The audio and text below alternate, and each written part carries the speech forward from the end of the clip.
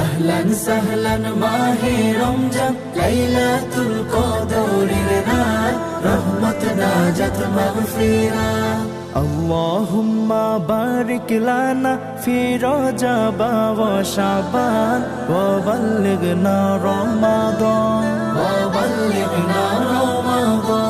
রমজানের প্রথম দশকে আল্লাহর রহমত নাজিল হয়, দ্বিতীয় দশে মহান আল্লাহ মাগফিরাতে মগ্ন হয়, গুনাহ মাফে মগ্ন হয়। রমজানের প্রথম দশকে আল্লাহর রহমত নাজিল হয়, দ্বিতীয় দশে মহান আল্লাহ মাগফিরাতে মগ্ন হয়, গুনাহ মাফে মগ্ন হয়। শেষ দশকে পাপী বান্দা, শেষ দশকে পাপী বান্দা আযাব থেকে পায় না